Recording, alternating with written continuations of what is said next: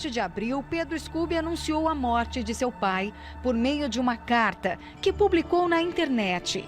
No texto, o surfista desabafou sobre não ter aproveitado a oportunidade de afirmar um perdão por completo ao pai enquanto ele ainda estava vivo. Tinha tanta coisa que eu queria te falar, mas agora é tarde demais.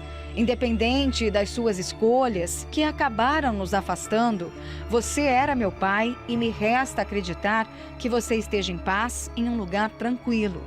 Agora eu vou conviver com aquela ligação sua que eu não atendi na semana passada. No passado, o pai de Pedro Scooby foi preso, quando o surfista ainda era adolescente. Por este motivo, Pedro Scooby precisou sustentar a casa com o dinheiro que ganhava no esporte. A partir daí, a relação entre pai e filho teria deixado de ser saudável. Em 2022, Scooby revelou que estava se reaproximando do pai depois de anos. Mas o atleta não teria vivido o perdão como esperava. E quando o assunto é família, casos de relações entre pais e filhos estremecidas, infelizmente não são raras. A falta de perdão é um dos motivos mais comuns para a divisão de lares. Entre os famosos, o tema perdão vira e mexe vem à tona. Há pouco tempo foi o Gabi, o filho do cantor Rodriguinho, que resolveu buscar paz interior e pedir desculpas ao pai. Esse ano passado tivemos algumas discussões e confesso que se pudesse voltar no tempo e não falar nada do que eu te falei, eu voltaria. Não sei o que significou e nunca te perguntei sobre. De vergonha mesmo.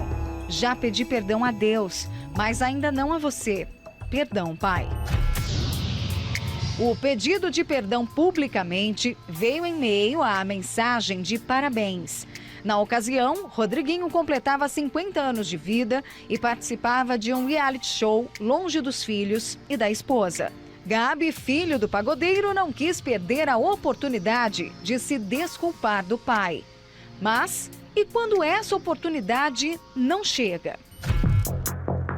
Para Frederick Luskin, pesquisador da Universidade de Stanford, nos Estados Unidos, o perdão não significa necessariamente reconciliação com a pessoa que o magoou ou tolerar a ação dela.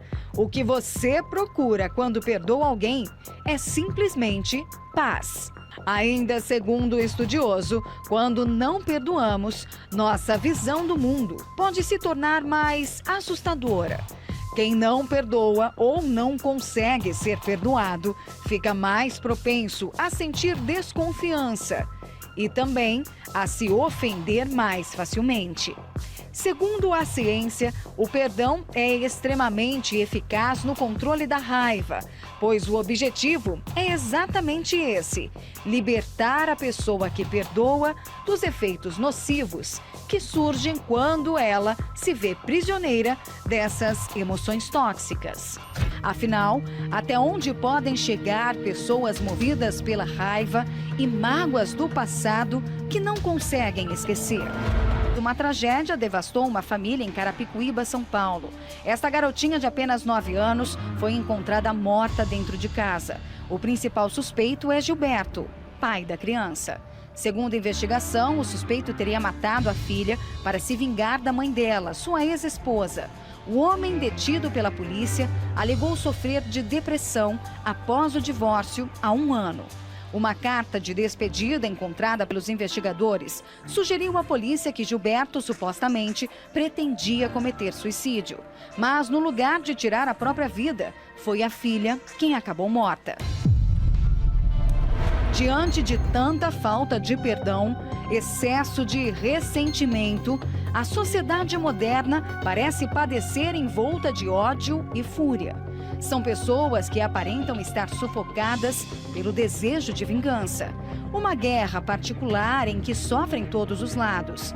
Mas como mudar este cenário? Como lares tão ameaçados pela falta de perdão poderiam voltar a viver dias de paz? Que Deus abençoe a sua vida e a sua família. Se você se identificou com essa matéria, você se viu a sua família nesta matéria, porque na sua casa não há paz, sua família está dividida, há brigas, há agressões, há mágoas. Eu quero deixar à sua disposição o nosso SOS espiritual. O 48 32 16 61 62 para você ligar, para mandar mensagem com o seu nome, o nome da sua família. O problema que você está passando é o 11 35 73 3500. Ou você pode acessar o pastoronline.com e falar com um dos pastores que estão de plantão para lhe atender. E eu convido você a ficar conosco, porque nos minutos finais desta programação estaremos orando em favor da família. O bispo Sérgio Mota estará intercedendo por você e pela sua família. E no decorrer da mesma vamos falar o que você pode fazer para libertar a sua família e ter a sua família transformada. Falando sobre libertação, acompanhe agora o momento que acontece sexta-feira, o momento da limpeza espiritual. Acompanhe.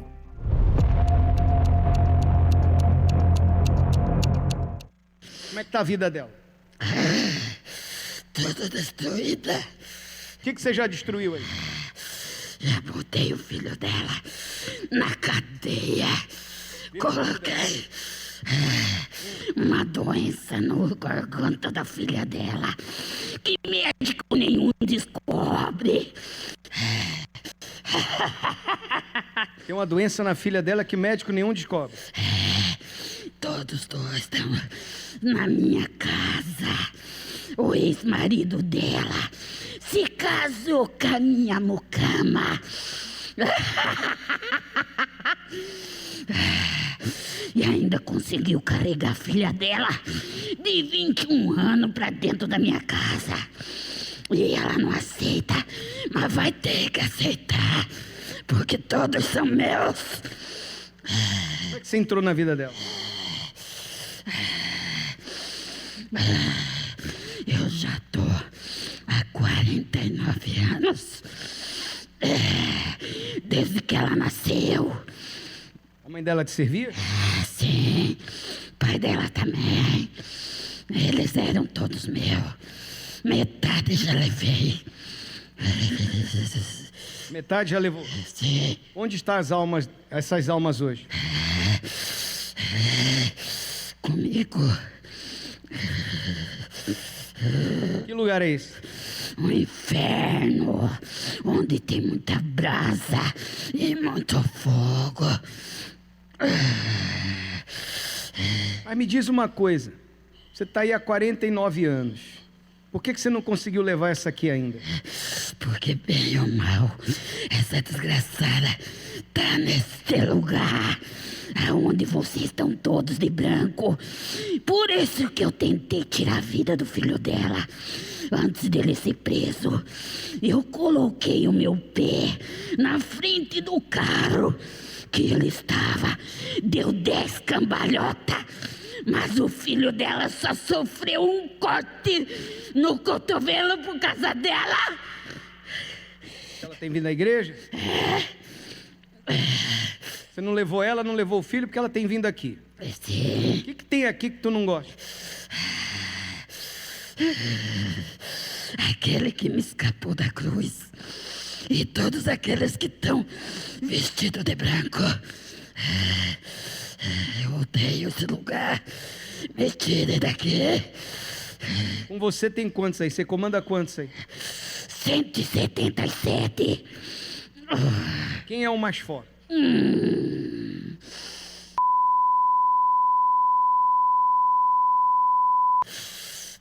É o maioral aí? É o chefe da cabeça? Aquele que dizem que no cemitério sou eu que devo ficar lá buscando todos aqueles que querem visitar aqui. Então dá passagem pro mais forte aí. Teu nome?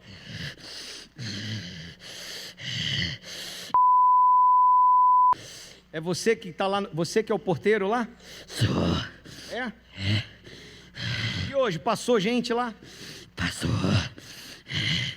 Levei só de lá 8. 8 hoje. 8 passaram por lá e estão com você. Sim. É isso mesmo? Você não gosta daqui, não? Não. Por quê? Tanto é. Eu fiz de tudo pra essa desgraçada não vir. Não queria ela aqui, não? Não. Fiz até o ônibus que ela estava parar no meio do caminho. Quebrou? Quebrou. Você fez o ônibus quebrar para ela não chegar. Sim. Mas desgraçada chamou aquele carro para buscar mais rápido. Praga, odeio ela. Mas me diz uma coisa, se ela está vindo aqui, o que ela tem feito ou não tem feito para você ainda ter força nela? Porque os filhos brigam, discutem com ela, fumam maconha dentro de casa e ela quebra o pau. Aí ela quebra o pau. Ela quebra o pau. Se você pudesse, o que você faria? Eu te matava. Você se lembra? Aos teus 16 anos, eu quase te matei. Não te matei porque tinha alguém por você, desgraçado. Tá vendo? O diabo conhece, os demônios conhecem a vida de todos nós. São a terça parte que desceram do céu, anjos que se rebelaram contra Deus. Sabem da vida de cada um. Então entenda, se você quer vencer, se você quer prevalecer contra o mal, só tem uma coisa, só tem um jeito, você estando com Jesus. Não tem outro jeito, não tem outra saída. Amém?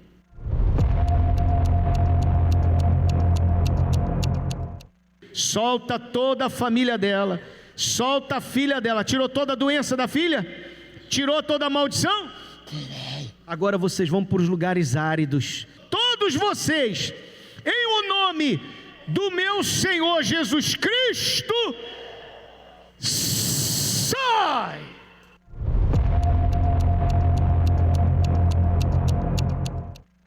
O meu filho, que não era de fazer coisa errada, foi preso lá no Paraná. Ele sofreu um acidente? Sim, Como é que foi esse acidente? ele deu fuga da polícia, porque ele estava com o carro carregado de drogas. E ele capotou o carro num despenhadeiro, né? Deu 10 carambotas assim, o carro. Quantas vezes? 10 vezes, 10 carambotas ele deu com o carro. Tanto é que as drogas ficaram tudo assim, espalhado por todo o mato, né? E foi assim, ele não se machucou, só machucou um pouco o cotovelo assim. Deus livrou ele. Sim, eu creio que foi um livramento de Deus. Outra coisa, como é que está sua filha? A mais velha, de 21 anos, Tem uma filha que está doente, não tem? tem de 21. O que ela tem?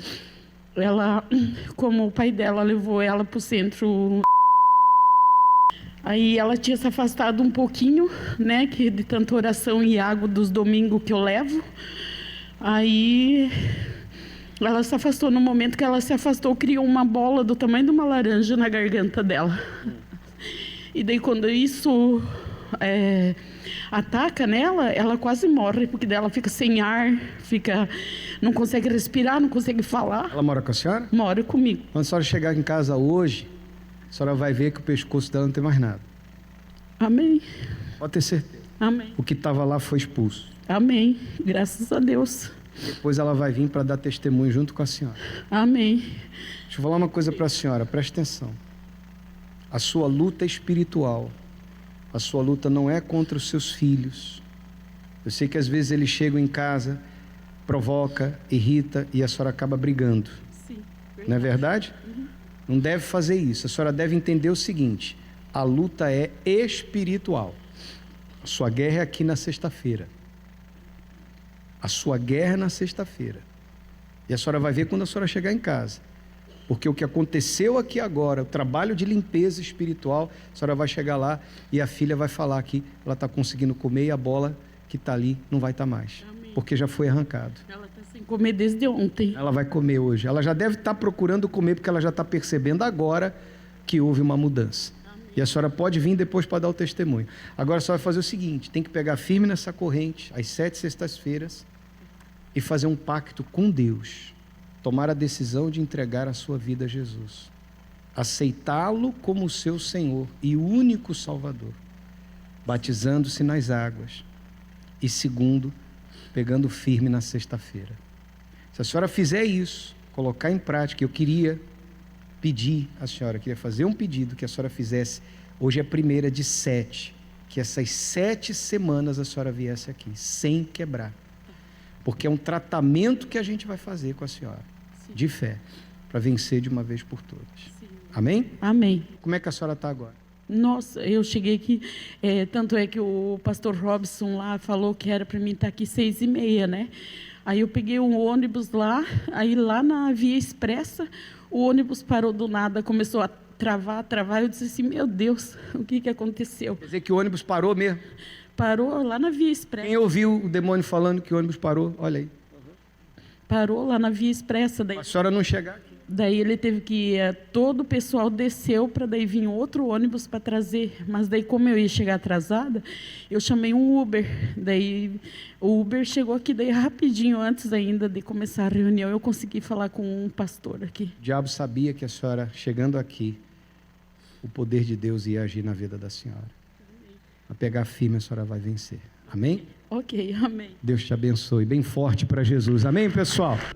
Você acompanhou o momento da libertação e nós fazemos questão de colocar esse momento para que você entenda que quando o problema é espiritual, só existe uma forma desses problemas chegarem ao fim. É removendo o causador dos problemas. Muitas vezes esse mal se encosta por um feitiço, por uma inveja, uma praga rogada ou até mesmo uma maldição hereditária. Mas sexta-feira é dia de limpeza espiritual, para esse mal sair, desfazer as obras do mal e assim você ser livre de todos os problemas, seja eles qual forem. Por isso eu estendo o convite para estar conosco sexta-feira na sessão do descarrego, 7 da manhã, 10, meio-dia, 3 da tarde, especialmente às 7 da noite, passando pelo corredor dos 70 iluminados. Vamos agora acompanhar uma história de libertação. Essa pessoa pode provar que quando o mal sai, quando as obras do mal são desfeitas, a vida muda, porque a vida dela mudou. A amante ligava na minha casa, eu dava por falta de algumas peças, as peças sumiam. Meu nome é Silvana e eu fui vítima de um ritual.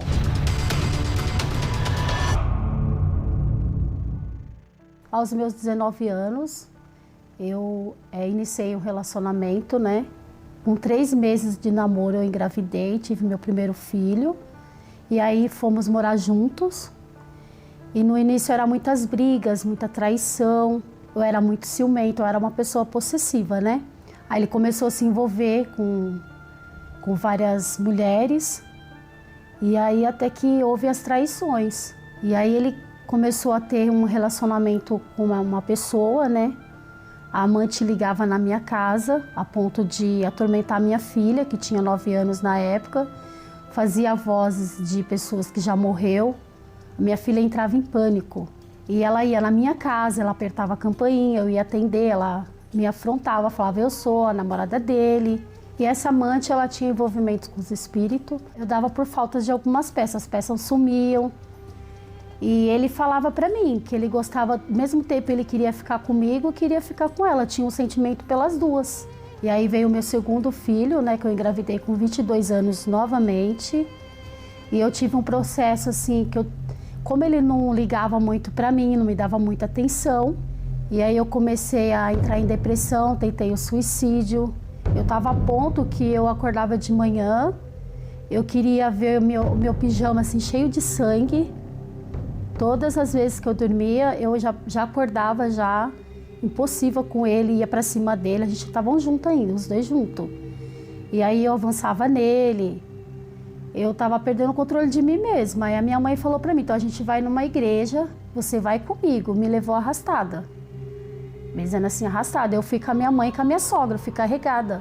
E cheguei lá na igreja, eu fui muito bem recebida, uma obreira me auxiliou, né? Me orientou, né? E eu comecei a participar das correntes. Então eu não aceitava ali aquela situação. E a transformação foi, cada vez que eu ia nas correntes, eu fui me libertando. E eu fui me valorizando, eu fui cuidando de mim, cuidando dos meus 2 filhos, cuidando da minha casa. Até eu arrumei um emprego, comecei a cuidar dele sozinha, não pedia mais nada já para ele. Então eu me vi assim, diferente, uma nova mulher. Agindo a minha fé, eu me libertei, houve uma transformação dentro de mim mesmo e ele notou isso, porque até então eu já não dependia dele mais. Então ele viu a transformação em mim. Após esse trabalho que foi desfeito na minha vida, houve uma libertação, a gente voltou, nós voltamos, reconciliamos, né? E hoje assim, hoje a gente vive um pelo outro. Hoje um respeita o outro, há segurança, há respeito, há confiança. Minha família foi restaurada, né? Meus filhos estão bem também. Na minha vida financeira, eu me formei uma chefe de cozinha, amo o que eu faço. Cada dia eu dou o meu melhor. Então Deus restaurou a minha família e a minha vida financeira em todos os sentidos, né? Agindo a minha fé, Deus transformou a minha vida por inteiro. Teve jeito para ela, para a família dela, também tem jeito para você, para a sua família.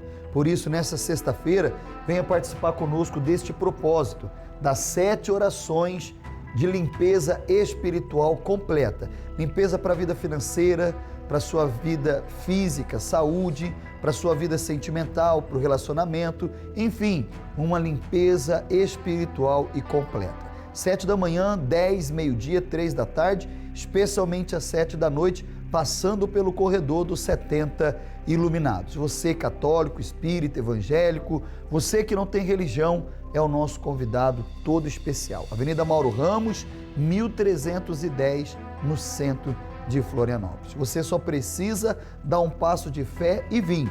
E chegando aqui, certamente, a sua vida, a sua história, ela vai mudar. Eu vou ficando por aqui, encerro a minha participação, deixando um momento de fé e esperança, um momento de oração com o guardião da família, o Bispo Sérgio Mota.